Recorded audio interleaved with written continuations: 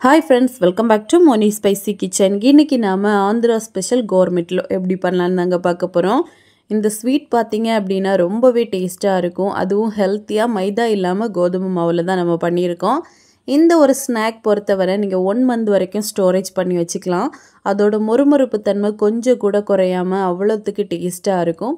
So கண்டிப்பாக நீங்கள் try பண்ணலாம். இந்த ஸ்நாக்கை தீபாவளி, பொங்கல், போகி, அப்புறமா கிறிஸ்மஸ் எல்லா பண்டிகைகள்லையுமே நீங்கள் வீட்டில் ட்ரை பண்ணலாம். ரொம்ப பர்ஃபெக்டாக வரும். ரொம்ப ஈஸியான ஒரு ஸ்நாக் ரெசிபியும் கூட. ஸோ கண்டிப்பாக நீங்கள் வந்து ட்ரை பண்ணலாம். இப்போ வாங்க இது எப்படி செய்யலாம் அப்படிங்கிறத நம்ம டீட்டெயிலாக பார்த்துடலாம். அதுக்கு முன்னாடி நம்ம சேனலை மறக்காமல் சப்ஸ்கிரைப் பண்ணுங்கள், லைக் பண்ணுங்கள், ஷேர் பண்ணுங்கள். ஃபஸ்ட்டு இது பண்ணுறதுக்காக ஒரு பவுலில் 2 கப் அளவுக்கு கோதுமை மாவு எடுத்துருக்கேன். நீங்கள் வந்து கோதுமை மாவுக்கு பதிலாக மைதா மாவும் எடுத்துக்கலாம். நார்மலாக மைதா மாவில் தான் பண்ணுறாங்க ட்ரெடிஷ்னலாக.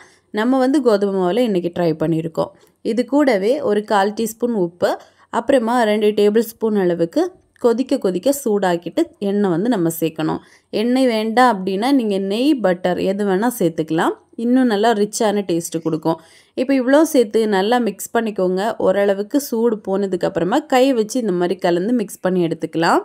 கோதுமை மாவில் பண்ணுறோம் அப்படிங்கிறனால குழந்தைங்களுக்கு நீங்கள் தாராளமாக கொடுக்கலாம். ரொம்ப உடம்புக்கு நல்லதாக இருக்கும். மாவு வந்து நல்லா கை பிடிக்கிற ஷேப்புக்கு வந்ததுக்கப்புறமா நம்ம 1 கப்பு தண்ணியை கொஞ்சம் கொஞ்சமாக சேர்த்து நல்ல சாஃப்டான டோவாக பிசைஞ்சு எடுக்கணும். நார்மலாக சப்பாத்திக்கு எந்த மாதிரி பிசைவோமோ அதே மாதிரி தான் பிசைஞ்சு எடுக்கணும். கொஞ்சம் கொஞ்சமாக தண்ணி சேருங்க. தண்ணி சேர்த்து இப்போ நல்லா பிசைஞ்சு எடுத்துக்கலாம். இப்போ பார்த்தீங்க அப்படின்னா மாவு இந்த பக்குவத்துக்கு தான் இருக்கணும். நல்லா சாஃப்டாக இந்த மாதிரி நம்ம பிசைஞ்சு எடுத்துக்கணும். இனிமேல் இதை என்ன பண்ணலாம் அப்படின்னா சின்னதாக பால்ஸாக நான் எடுக்க போகிறேன். அதாவது ஒரு சின்ன நெல்லிக்காய் சைஸுக்கு பால்ஸாக பிடிச்சி எடுக்க போகிறோம். இப்போ எல்லாத்தையுமே அந்த ஷேப்புக்கு நம்ம வந்து பால் மாதிரி ஃபஸ்ட்டே பிடிச்சி வச்சிட்டோம் அப்படின்னா ரொம்ப ஈஸியாக இருக்கும். இப்போ எல்லாத்தையுமே நான் ரெடி பண்ணிட்டேன் பாருங்கள்.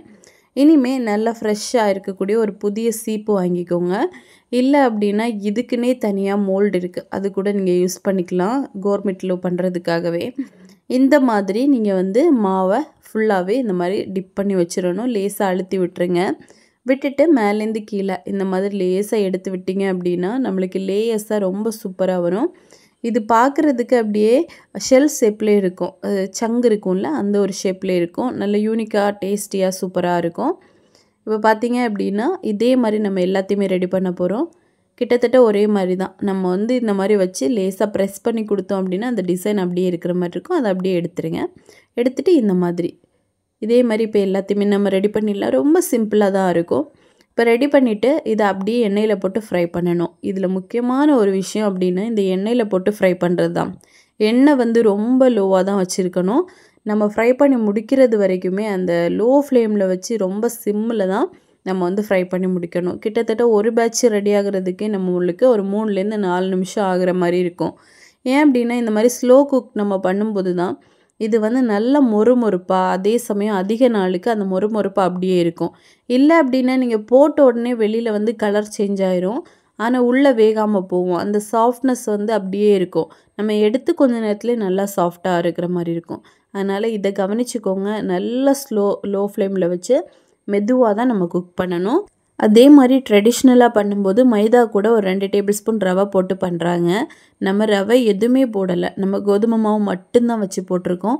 ஸோ நீங்கள் எந்த அளவுக்கு ஸ்லோவாக குக் பண்ணணுமோ அந்த அளவுக்கு மெதுவாக குக் பண்ணிவிடுங்க. உங்களுக்கு குக் பண்ணும்போதே தெரியும் அது வந்து நல்லா ஹார்டாக இருக்கும். கடைசி அது வெந்து வரும்போதும் அந்த பபிள்ஸ் எல்லாம் பாருங்கள். ஃபஸ்ட்டு எப்படி இருந்துச்சு, இப்போ ரொம்ப கம்மியாயிரும். நம்மளுக்கு கலரும் சேஞ்ச் ஆகி வரும். அதுக்கப்புறமா எண்ணெயெல்லாம் வடிச்சிட்டு நம்ம கம்ப்ளீட்டாக வெளியே எடுத்துடலாம். இதே மாதிரி ஒவ்வொரு பேட்சும் நம்ம போட்டு பொரிச்சு எடுக்கணும். இது பொரிச்சு எடுக்கிறதுக்கு கண்டிப்பாக டைம் ஆகும். ஸோ மெதுவாக குக் பண்ணி எடுங்க. இப்போ இதே மாதிரி எல்லாத்தையுமே போட்டு ஒன்று ஒன்றா நம்ம ஃப்ரை பண்ணி எடுக்க போகிறோம். இப்போ பார்த்தீங்க அப்படின்னா போடும்போது இந்த மாதிரி நல்ல பபிள்ஸ் வரும். கடைசியாக கொஞ்சம் நல்லா கம்மியாயிரும். அதுக்கப்புறமா நீங்கள் எடுத்துடலாம். இப்போது பாகு ரெடி பண்ணிடலாம். அதுக்காக ஒரு கடாயில் 1/2 கப் அளவுக்கு சுகர், 1/4 கப்பு தண்ணி இவ்வளோ சேர்த்து நல்லா வந்து ஒரு கம்பி பதம் வரது வரைக்கும் நல்லா வந்து நம்ம காய்ச்சி எடுக்கணும். ஒரு கம்பி பதத்துக்கு மேலே வந்துச்சு அப்படின்னா கூட பிரச்சனை இல்லை. இப்போது இதை நல்லா மிக்ஸ் பண்ணிவிட்டு ஒரு 2 விரலை வச்சு பார்த்தீங்க அப்படின்னா ஒரு கம்பி மாதிரி வந்து உடையும். நான் அதோட அடுத்த ஸ்டேஜ் தான் எடுத்திருக்கேன். கொஞ்சம் நல்லா கெட்டி ஆயிடுச்சு. இந்த டைமில் நம்ம ஸ்டவ் ஆஃப் பண்ணிவிட்டு இதை இமீடியட்டாக நம்ம பொரிச்சு வச்சுருக்கோம்ல அந்த கோர்மெட்டில் அதுக்குள்ளே எல்லாத்தையுமே சேர்த்துடலாம். இதோட டேஸ்ட்டுன்னு பார்த்தீங்கன்னா அவ்வளோத்துக்கு சூப்பராக இருக்கும். நீங்கள் ஒன்று சாப்பிட ஆரம்பிச்சிங்க அப்படின்னா கண்டிப்பாக எல்லாத்தையுமே சாப்பிட்ருவீங்க. அவ்வளோத்துக்கு டேஸ்ட்டாக அவ்வளோத்துக்கு ஒரு யூனிக்கான ஒரு ஸ்நாக்குன்னு கூட சொல்லலாம். ஸோ கண்டிப்பாக நீங்கள் ரெடி பண்ணுங்கள். இப்போ பார்த்தீங்க அப்படின்னா பாகு சேர்த்துட்டு இம்மீடியட்டாக நம்ம எல்லாத்துலேயுமே இந்த மாதிரி படுற மாதிரி மிக்ஸ் பண்ணணும். இல்லை அப்படின்னா அது உடனேவே செட் ஆக ஆரம்பிச்சிடும், கட்டியாக ஆரம்பிச்சிடும். ஸோ கண்டிப்பாக இந்த மாதிரி நல்லா மிக்ஸ் பண்ணிவிட்டு அதுக்கப்புறமா நல்லா ட்ரை ஆயிரும். அதுக்கப்புறமா ஒன்று ஒன்றா நீங்கள் எடுத்து ஒரு ஏர்டைட்டான பாக்ஸில் போட்டு வச்சிட்டிங்க அப்படின்னா 1 மந்த் வரைக்கும் கண்டிப்பாக இது கெட்டு போகாமல் இருக்கும். நீங்கள் ஸ்டோர் பண்ணி வச்சுக்கலாம். அதே மாதிரி இதை உடைச்சி காமிக்கிறேன் பாருங்கள். அவ்வளோத்துக்கு மொறுமொறுப்பாக அவ்வளோத்துக்கு சூப்பராக இருக்கும். இது எப்போவுமே சாஃப்டே ஆகாது. நான் சொன்ன மெத்தட் படி பண்ணிங்க அப்படின்னா ரொம்ப நேரத்துக்கு ரொம்ப நாளைக்கு உங்களுக்கு நல்லா மொறுமொறுப்பாக தான் இருக்கும். ஸோ கண்டிப்பாக செஞ்சு பார்த்துட்டு எப்படி வந்துச்சுன்னு கமெண்ட் பண்ணுங்கள். இதே மாதிரி இன்னும் நிறைய ரெசிபிஸ் வேணும்னு நினச்சிங்கன்னா மோனி ஸ்பைசி கிச்சன் சேனலை சப்ஸ்கிரைப் பண்ணி வச்சுக்கோங்க. லைக் பண்ணுங்கள், ஷேர் பண்ணுங்கள். நெக்ஸ்ட் இன்னொரு வீடியோவில் உங்களை சந்திக்கும் வரை டேக் கேர், பாய்.